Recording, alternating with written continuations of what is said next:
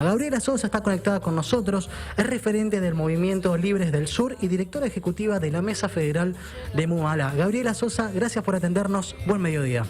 ¿Qué tal? ¿Cómo están ustedes? Bien, por suerte. Hoy de tempranito que ya venimos trabajando esta conmemoración, esta fecha, desde el año 2015, muy cercano a nosotros y entendemos que todos los 3 de junio hay un montón de movilizaciones y muestras de afectos para con la causa. Entiendo, y aquí, bueno, si me equivoco espero que me corrijas, que hubo un cambio de mirada, de paradigma por muchos sectores de la sociedad, pero el día de hoy las cifras con las que vivimos son muy preocupantes.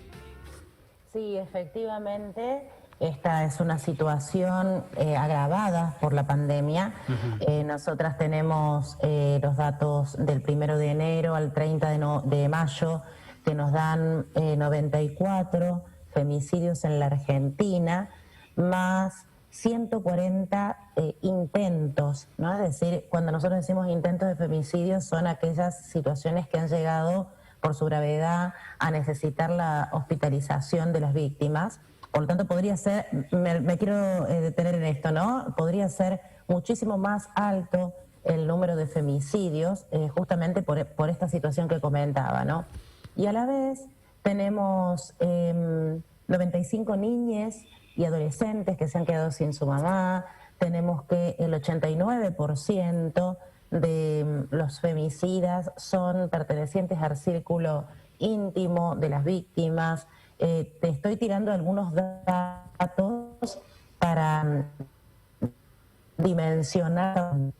Y en pandemia no ha logrado el Estado bajar estas cifras y creo yo que debe ponerse urgente a pensar cómo esta situación que se vivió el año pasado de mayor violencia o al menos de mayor pedido de auxilio de las mujeres, cómo poder darle respuesta, ya sabiendo que tuvimos un año de experiencia previa con pandemia y sabiendo que hay una cantidad de circunstancias que impiden a las mujeres salir de sus hogares, ¿no? O acceder rápidamente a algún dispositivo que le permita la comunicación con alguna institución. Por lo tanto, digo, esta es una exigencia en este día de hoy, de emergencia, ni una menos, en todo el país, pero también que los comités de crisis que abordan la pandemia y que estén funcionando, incorporen esta mirada para pensar sus políticas, ¿no? Bueno, Gabriela, esto que mencionás recién del Estado y todo este detalle, me parece interesante, ¿no? Para generar un poco más de discusión. Hace algunos años ya que hay un montón de números disponibles para aquellas personas que son víctimas de violencia de género puedan comunicarse, pero también entendemos la dificultad, ¿no? A la hora de agarrar un teléfono y tomar esa decisión, dar ese gran paso. Quizás solamente con eso hoy por parte del Estado no estaría alcanzando, y yo creo que hay muchas falencias. ¿Ustedes cuáles son esas falencias que registran? Porque obviamente las líneas de comunicación están, hay formas de denuncias, pero con eso no está alcanzando. No, creo que el principal, hay muchos, porque tiene muchas dimensiones la violencia de género, por lo tanto, muchas dimensiones tienen las respuestas que hay que pensar e implementar, ¿no? Por parte del Estado.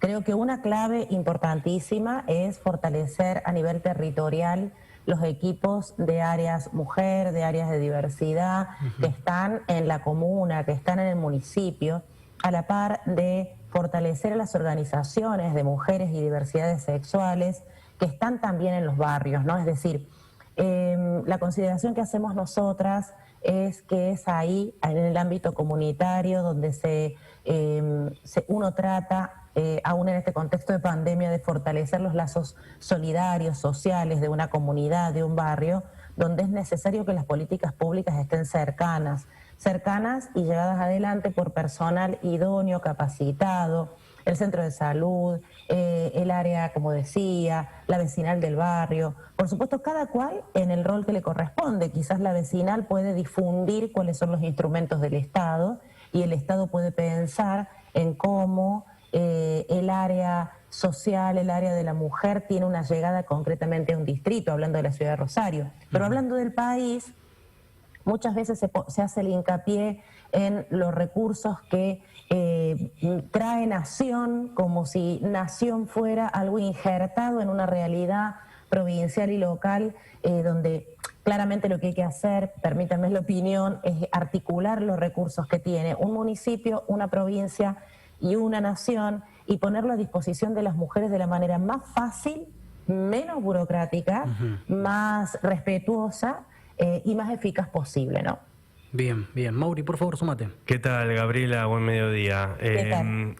Recién hace un ratito, bueno, hablábamos un poco sobre la fecha de hoy también, que tiene que ver con el aniversario del nacimiento de Manuel Belgrano, ¿no? Y ese primer rol que le empezó a dar a las mujeres. Bueno, después había un montón de cosas también, pero hubo algunas acciones.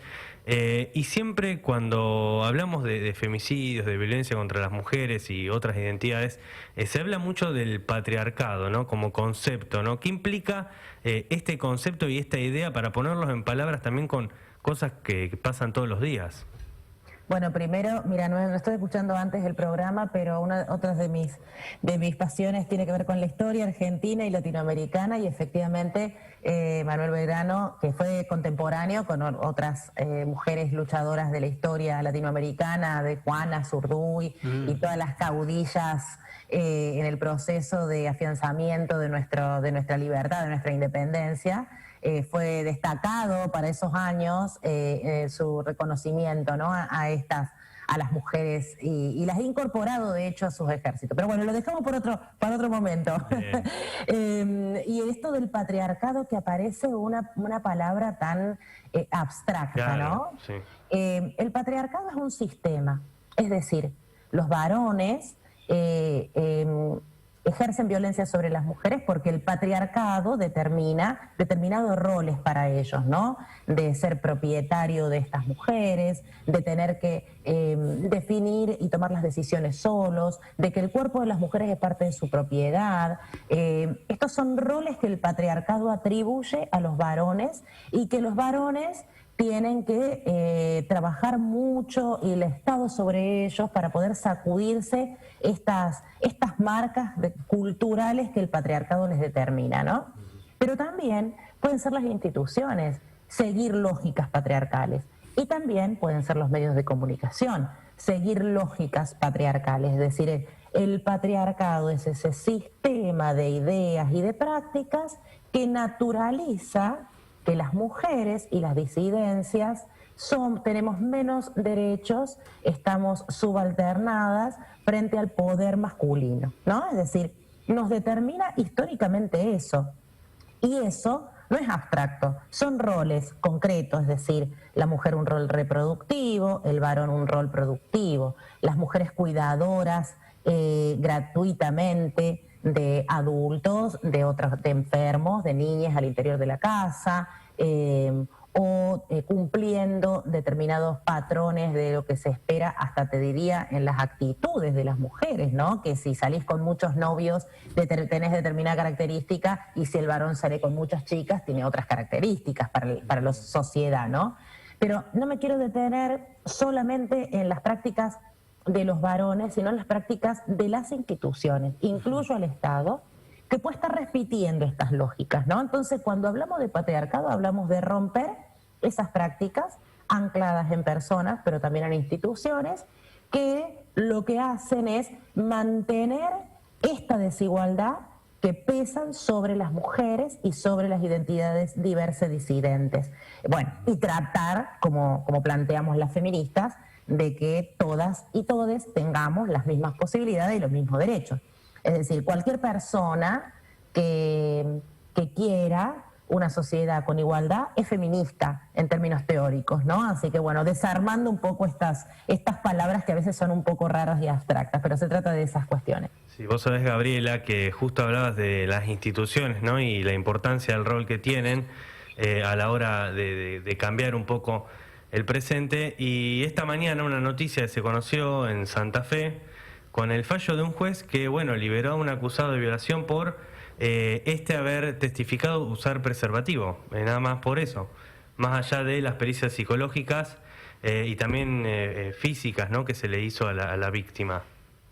Bueno, acá una cuestión, por supuesto, de repudio y evidencia de cuánto tiene que modificar el Poder Judicial, porque el Poder Judicial no es un edificio. Claro. No es una montaña de papeles y expedientes, son personas que llevan adelante distintos procedimientos, defensorías, acusaciones y sanciones y penas, o no. Y en función de eso, esta conformación, ¿no?, de estos fallos que generan dos cosas. En principio, absoluta injusticia sobre la víctima, es decir, una vulneración de derechos sobre la víctima y que viene de parte de la justicia, o sea, miren lo contradictorio. Y la señal hacia la sociedad, es decir, cuando sucede un fallo como este, la señal no es solo a la víctima directa, ni a su familia, es a la sociedad de que cualquiera puede manejarse con tal nivel de impunidad que va a lograr esto, porque hay este patriarcado que decíamos recién, también se ancla en los tres poderes del Estado, también se ancla en la justicia y produce estos hechos. Y el otro aspecto que me parece interesante es que a ustedes como comunicadores les está llamando la atención, y de alguna manera que charlemos de esto implica una crítica de ustedes en principio. Bueno, eso es un logro de estos últimos años. Era muy difícil hace unos años que pudiéramos tan fácilmente identificar estos fallos, que se hagan públicos, es decir, se comienzan a hacer públicos porque creo yo, permítanme la valoración, que el 2015 trajo esto. Comunicadores y comunicadoras con el oído atento, de construyendo una cantidad de aprendizajes y sumándose y multiplicando las voces de esta sociedad libre de violencia que queremos, ¿no? Poner en agenda también esta discusión, cosa que, como decías vos, Gabriela, esto no sucedía. Nosotros hace varios años estamos en el medio y creo que comenzamos realmente a hacer un laburo profesional en el 2015. Estábamos trabajando cuando sucedió toda esta manifestación. Y el cambio es impresionante, por lo menos dentro del mundo de los jóvenes, de los medios de comunicación, de las redes sociales, cómo han ido cambiando. Otras lecturas aparecen. Lenguaje, Belu, claro que sí. Hoy en día entras, no sé, a un terciario, a una facultad, y llegan algunos apuntes con un montón de diversidad de género, con otro tipo de lecturas, con otro tipo de fallos también, para ver a la sociedad. Hay un cambio generacional, hay un cambio de paradigma también muy interesante que se sembró ese 2015. Sí, totalmente. Hay un cambio, insisto, y no, quizás porque uno viene de la comunicación en su formación académica, pero los medios de comunicación hicieron un aporte tremendo para que lo que luchábamos, las mujeres organizadas o las disidencias organizadas, trascienda a la sociedad. Es decir, el 2015 fue la expresión masiva de rechazo a la violencia machista en su modalidad más extrema, pero a la vez provocó esta asociación entre comunicación y activismo. También provocó el interés de quienes, creo yo, tienen las banderas hoy, que son las juventudes, los pibes, las pibas. Lo vimos ya en el 2018 con la lucha por el aborto legal, lo vimos en la concreción de ese derecho, donde las que ya tenemos unos años en estas luchas tenemos que aprender mucho de los pibes y dejar esos espacios, porque seguramente van a ser más creativos y van a ir por muchísimo más. Gabriela, quiero agradecerte por tu tiempo, como siempre. Es un placer hablar con vos, espero estar en contacto para otra oportunidad. Con gusto, gracias.